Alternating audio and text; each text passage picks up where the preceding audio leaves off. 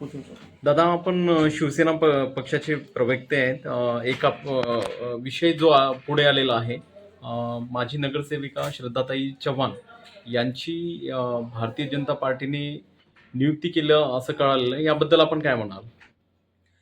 Actually 2 दिवसा पहिले श्रद्धा चव्हाण यांना भाजपा प्रदेश कार्यालयातून फोन आला होता.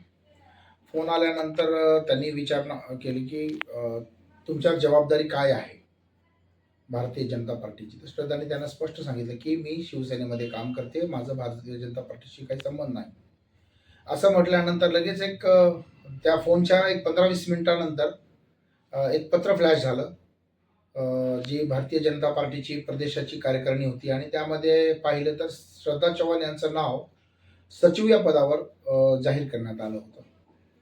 आणि मग त्यानंतर बाहेरून फोन वगैरे, काही लोकांचे, विरोधकांचे काही फोन, काही पत्रकार बांधवांचे, काही लोकल राजनीती मधल्या सगळ्या लोकांचे, कार्यकर्त्यांचे, शिवसैनिकांचे फोन आले. त्यावेळेस आम्हाला कळलं की काहीतरी झालेलं आहे मोठं. मग पुन्हा आम्ही त्यांना संपर्क केला, हे चुकीचं आहे आणि लवकरात लवकर तुम्ही हे डिलीट करा. त्यांनी वेळ न लावता लगेच त्याला म्हणजे खाडाखोड केली आणि एक दुसऱ्या भगिनीचं नाव त्याच्यावर ॲड करून त्यांनी रिपीट ती फ्लॅश केली. हा खोडसाळपणा वाटतो का तुम्हाला? 100%. ॲक्च्युली कसं आहे की नांदेडचा जो विषय आहे, नांदेडमध्ये भारतीय जनता पार्टी शिल्लकच नाही आहे. विचार केलं तर नांदेड शहरामध्ये पहिले एक सिस्टम होतं की काँग्रेसचे जे नेते आहेत ते नांदेडमध्ये सर्व चालवायचे. इथून कोणाची हिंमत नाही व्हायची मुंबईला जाऊन काम करायची.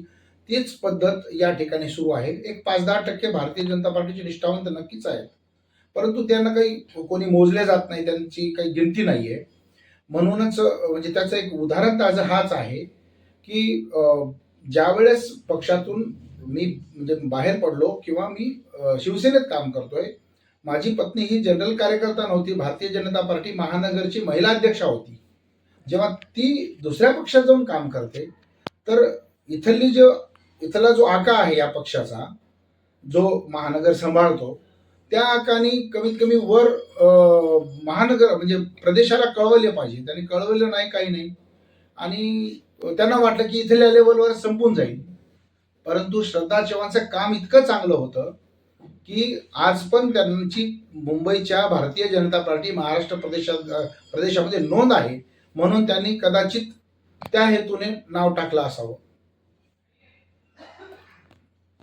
एकंदरीत या प्रकरणाला काय काय म्हणाल तुम्ही? हे म्हणजे जे तुम्ही आकापन असं म्हणलं की कुणी आकापन आहे, तर काय एकंदरीत काय काय कुठली वृत्ती मानाल या निवडीला?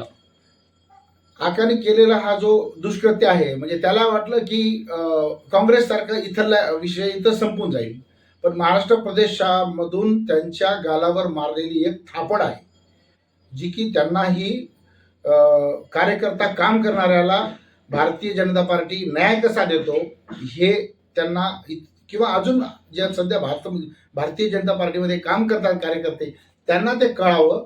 आणि दुसरी गोष्ट, हे इथून तिथं रिपोर्ट करत नाहीत, त्यामुळे ह्यांनाही कळावं की भारतीय जनता पार्टी ही वरच्या लेवलवर किती काम फेअर करते.